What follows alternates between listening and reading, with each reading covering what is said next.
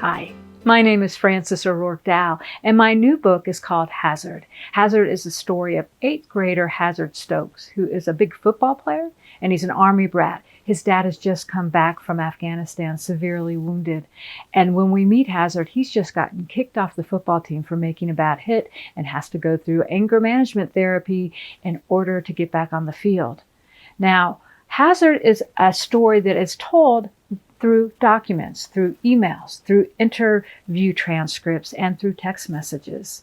We learn about Hazard, his situation, and his relationships through these different ways of communicating.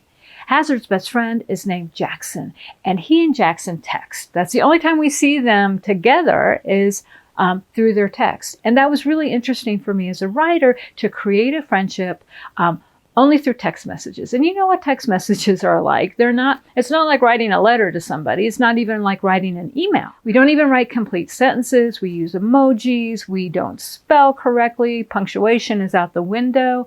And yet we manage to communicate with each other. And the funny thing about text, even though a lot of times they don't feel substantial, right? Because they don't go into great depth.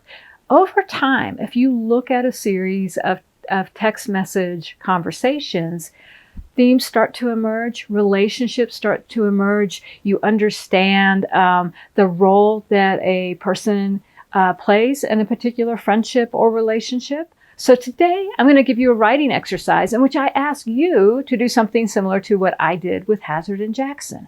I want you to create a story via text messages. I want you to take two characters. They can be two best friends. They could be a parent and a child. They could be siblings. And I want you to have them communicate to each other via text. And through these texts, we get a story. Now, what does a story need? A story needs characters. It needs a situation, and it needs a big problem. So you might have a story of two best friends, high school girls. One has just been caught cheating. She's sitting outside the vice principal's office. Her best friend is in the cafeteria eating lunch, and they're texting back and forth. Of course, the situation is the girl's gotten caught cheating. The big problem is she's about to get in a lot of trouble. But we don't know, did she do it or not? Maybe she's saying she didn't do it. Maybe she's texting her friend about, how do I prove that I'm innocent? Maybe that becomes the story of the problem that has to be solved. Another situation, you might have an older brother and a younger brother.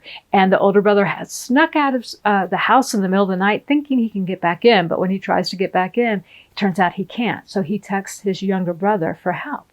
Now, that's a clear situation. Snuck out of house in the middle of the night, big problem, can't get back in, needs help, needs the brother's help. So part of that story, of course, is how does he get his brother's help? And maybe you think, well, that's simple. He texts his brother and says, come open the door. And the brother comes down and opens the door. That's not much of a story. But maybe this big brother hasn't been a great big brother over the years. And now the little brother is going to make him pay in some way or another. That's where your story comes in. So give that a try, right? Two characters, two phones, a series of texts in which a situation is communicated, a big problem arises, and hopefully that problem is resolved. Give it a try, and if you're really enjoying yourself, make the story bigger, bring more voices into the conversation, and most of all, be creative and have fun. All right, thanks a lot. Again, I'm Frances O'Rourke Dowell. My book is Hazard, and I hope you have a good time writing.